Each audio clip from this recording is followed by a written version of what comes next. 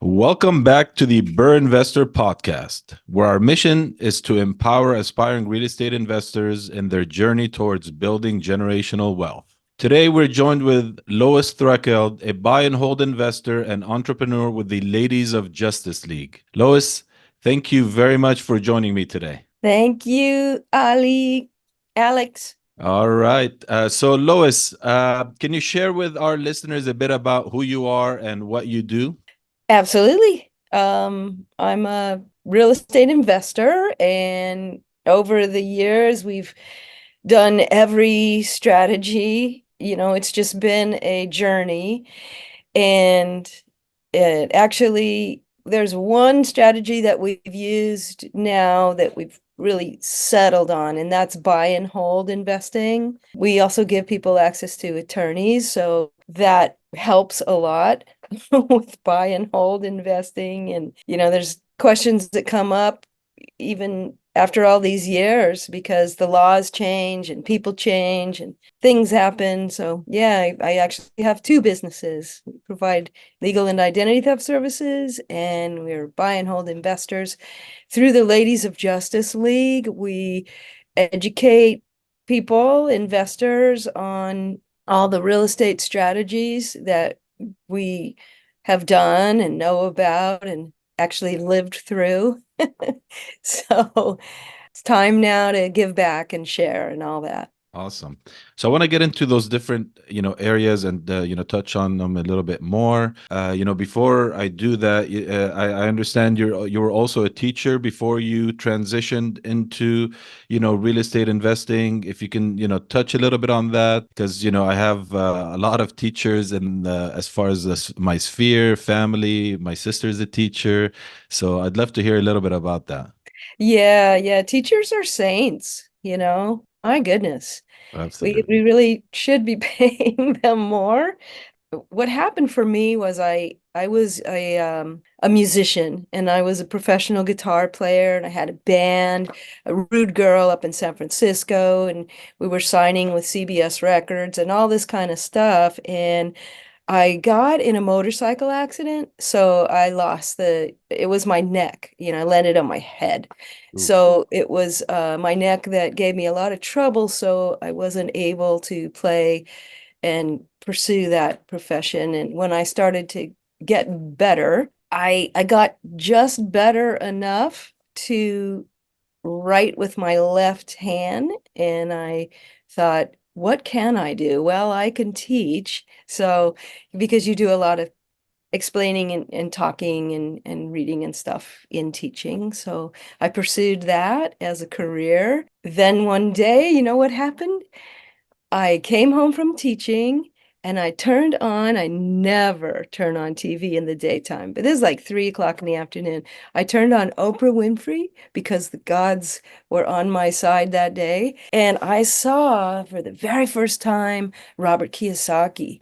And he was on this treadmill and he was talking about, with Oprah, about how, you go to school and then you go to work and then you have a family and you're trying to provide for things. And this treadmill is getting faster and faster. And then, he's he's sweating and everything.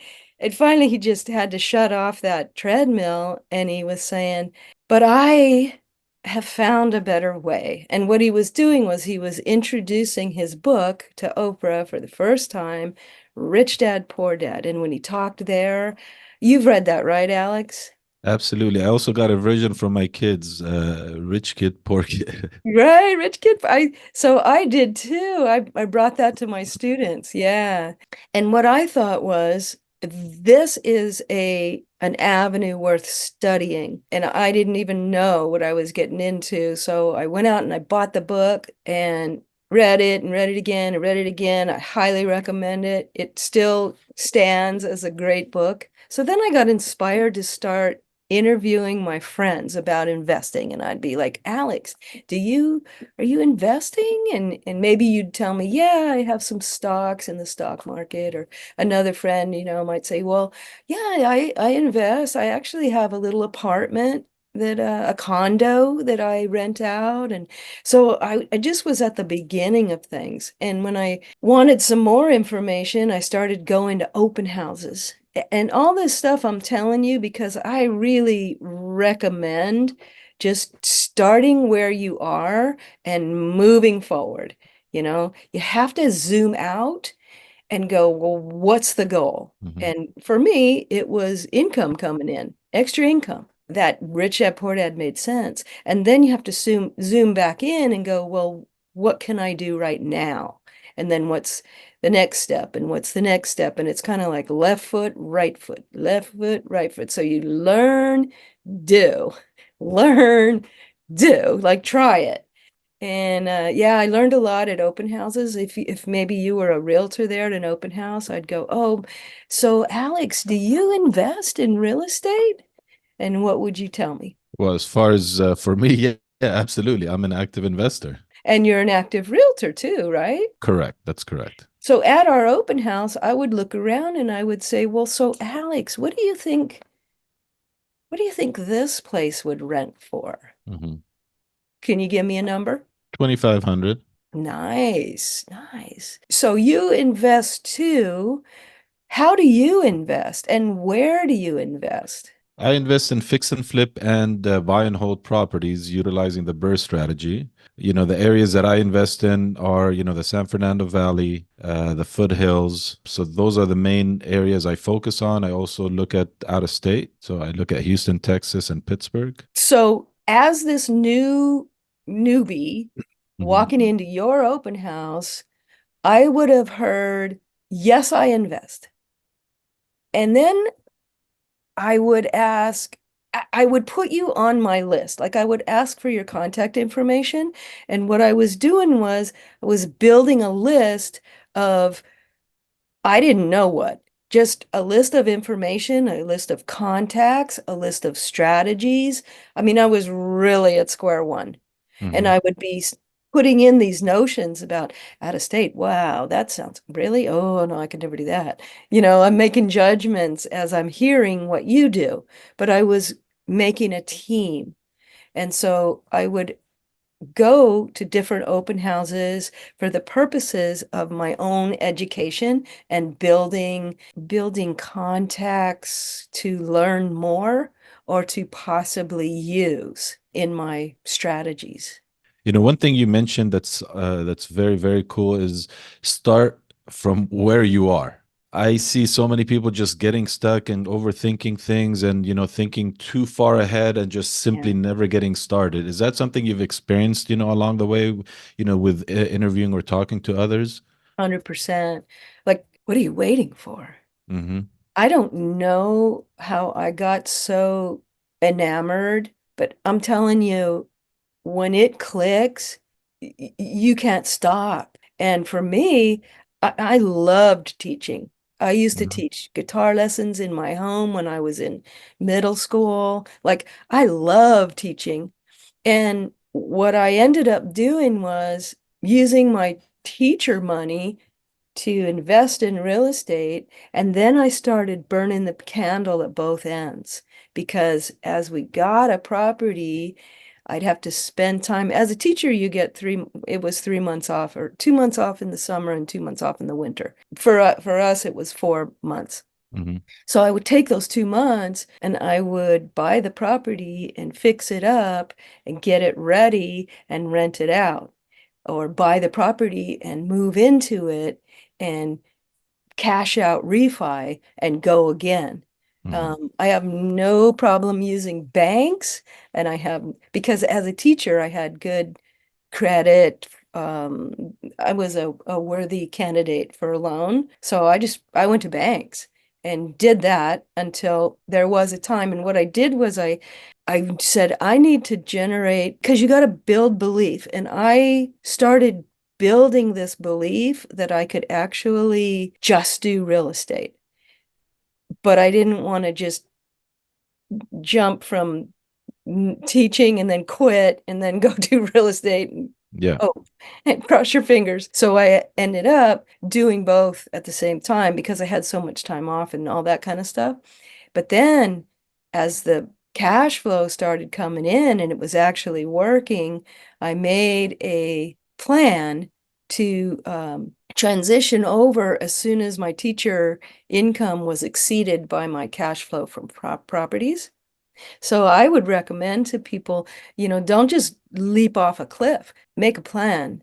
I even found ways to make extra income. So there was this offering of if you would do this impossible thing, which is become a national board certified teacher, we'll give you, and I think it was like a $5,000 bonus.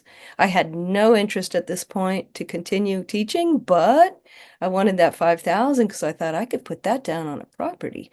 So I took a year and did the impossible. Like 1% of people get that national board certified teacher thing, but I was in it for the bonus. That made good sense to me. So once my cash flow from properties exceeded my teacher income, I just resigned. Yeah, I want to go back to like don't jump off a cliff, right? For me, I highly recommend, to our listeners, again, most of our listeners are aspiring real estate investors or newer real estate investors. Highly recommend do not leave your W-2 job, at least at the very beginning, because your W-2 job is going to help you acquire more properties, right? Unless you have the cash to, sustain and acquire properties, your W-2 job is going to be your key to success. It's going to allow you to, apply for loans and so forth. So keep your W-2 job. It's valuable. As Lois mentioned, once your cash flow, if you're a buy and hold investor, once your cash flow exceeds that income and you want to pursue, real estate investing full time, do what you got to do.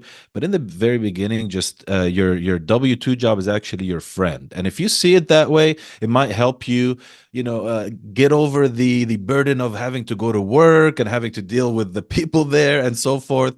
See it as it's your friend, it's your tool to get you more property, and stick with it. So that's Oh, yes. yeah. I used to look when I would get my paycheck, I would look at it and just go, I got to stay here because I get this, and Mhm. this leads me to that.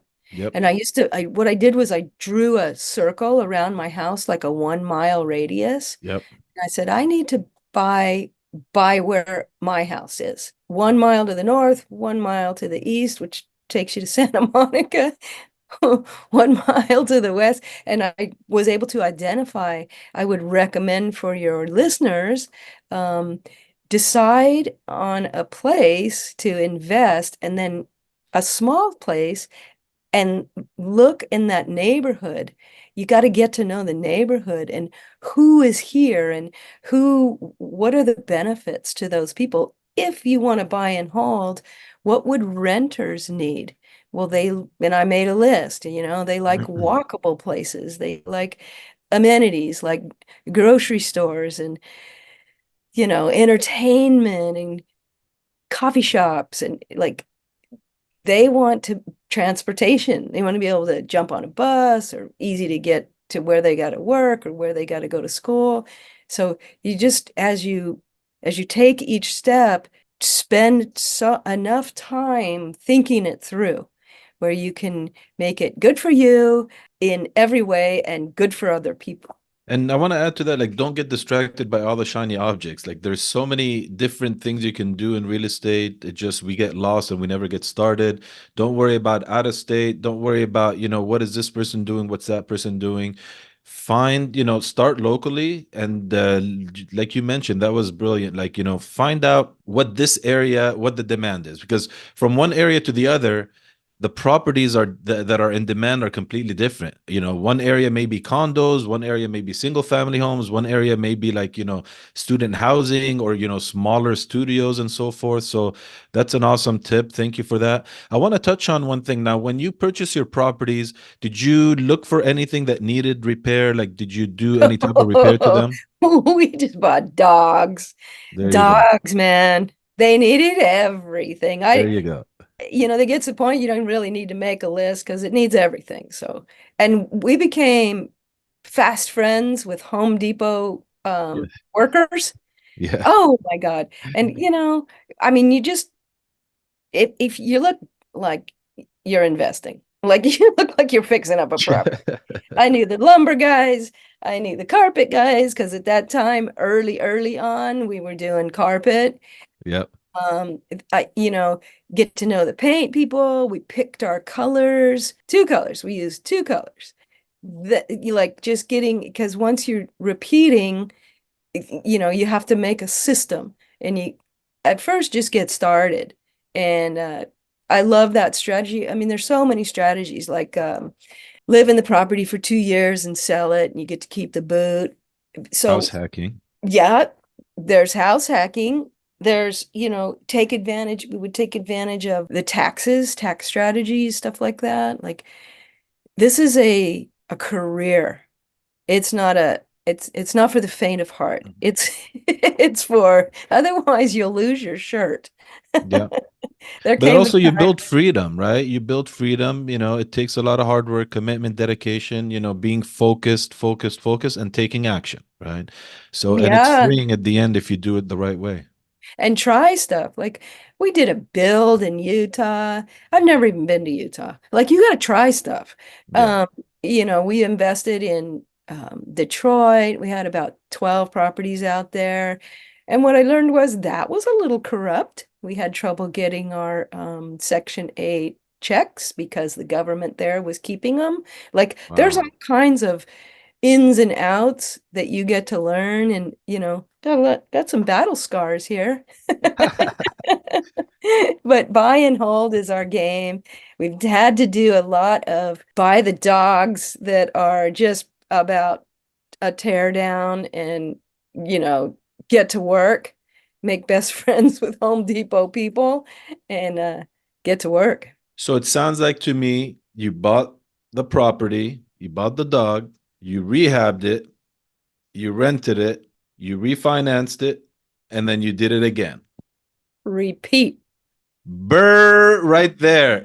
Rinse and repeat. We did a lot of Amazing. things that Amazing. were alternative. Like I mentioned, the build that we did, like even though we were or are investing, we're not afraid to try a new thing. Yeah, But of that course. one, because it's all about my whole vision was to own equity in ongoing transactions without having to be there. Hmm. And that allows us so much lifestyle and time freedom and money freedom. And going back to Hawaii, in just a couple weeks.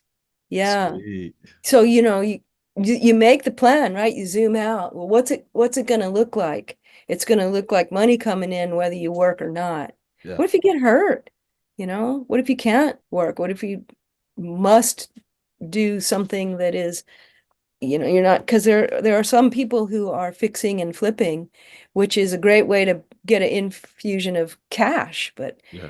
it's not a lifestyle. Correct. Yeah. Correct. Yeah. So a lot of people are afraid of the birth strategy nowadays, at least in California. They say it doesn't work, which I completely disagree. My thing is, there's a lot of new laws, like you mentioned early in the beginning of this episode, like there's a lot of new laws, everything keeps changing. You have to keep up with it, right? There's quite a few laws, one that many of us have heard of.